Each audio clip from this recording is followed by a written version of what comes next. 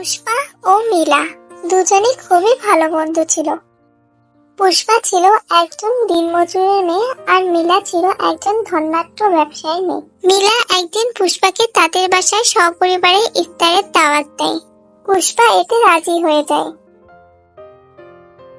কিরে মিলা, তোর বান্ধবীরা এখনো আসছে না যে? তুই বলেছিস তো ভালো করে। একটু পরেই ওরা এসে পড়বে মা, তুমি চিন্তা করো না।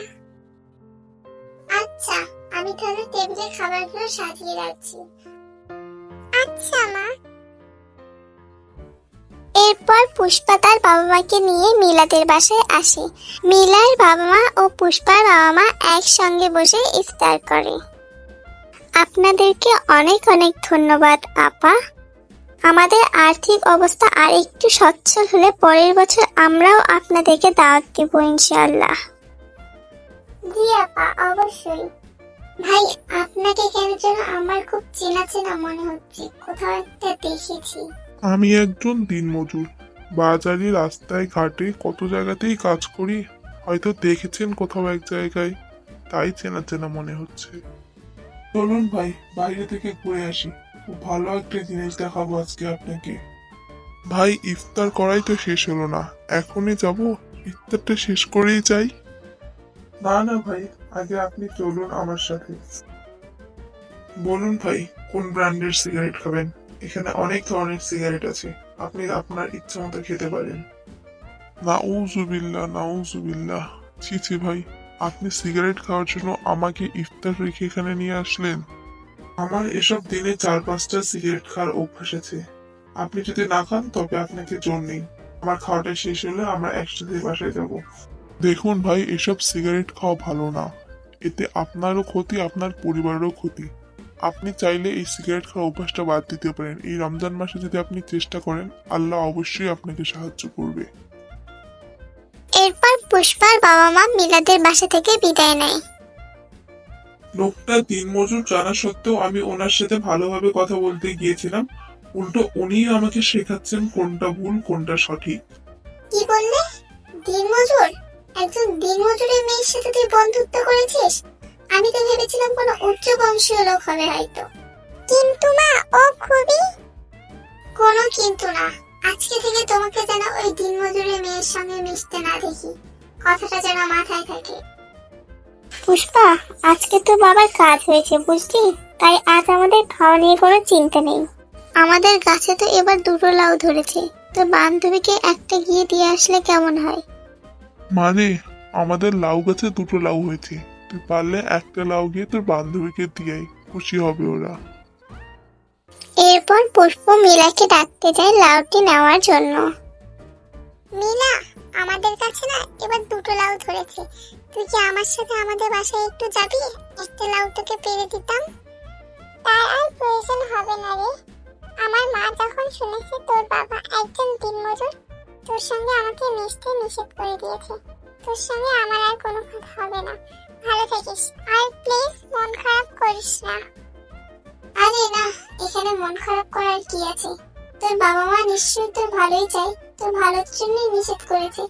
আচ্ছা, ভালো থাকিস, আমাদের আর কথা হবে না কখনো। এভাবে মন খারাপ করে চলে যাস না রে, আমাকে ক্ষমা করে দিস। কিরে মা, লাউটা দিয়ে আসলি? কাল গিয়ে শুনিস। আচ্ছা, লাউটা খেতে কেমন হয়েছিল? তার আর প্রয়োজন হবে না মা, আমার বাবা দিনমজুর শোনার পর ওর মা ওকে আমাদের সাথে সম্পর্ক রাখতে নিষেধ করে দিয়েছে। আল্লাহ ওদেরকে হেদায়েত দান করুক। তুই মন খারাপ করিস না মা, সব ঠিক হয়ে যাবে একদিন, তুই শুধু আল্লাহর উপর ভরসা রাখ।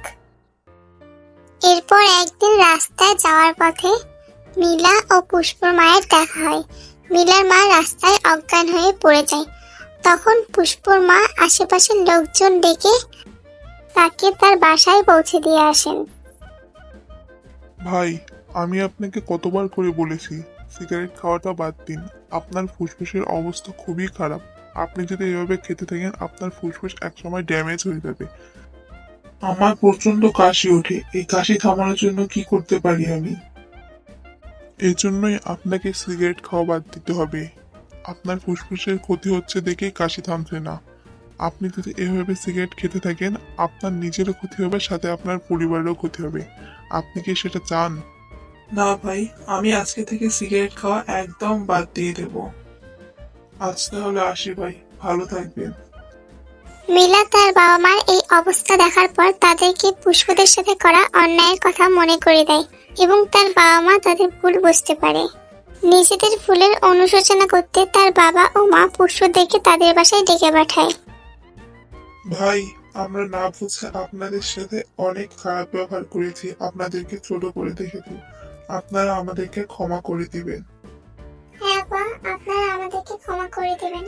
অর্থের দিমাগে আমরা গরিবদেরকে মানুষ বলে গণ্যই করতাম না। আমরা না বুঝে আপনাদের সাথে অনেক খারাপ ব্যবহার করে ফেলেছি।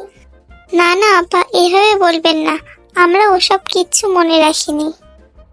আপা, আমরা আপনাদের জন্য সামান্য কিছু ঈদের কেনাকাটা করেছি।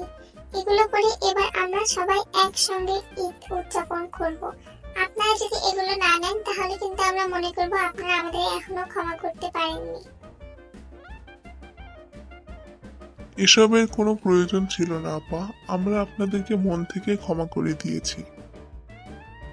এরপর তারা ধনী গরিবের ভেদাভেদ নির্বিশেষে একে অপরের বিপদে এগিয়ে এসে খুবই সুন্দরভাবে জীবনযাপন করতে শুরু করলো। শুধু মানুষদের পাশে দাঁড়াই। এমন আরো ভিডিও পেতে আমাদের চ্যানেলটিকে সাবস্ক্রাইব করে পাশে থাকুন।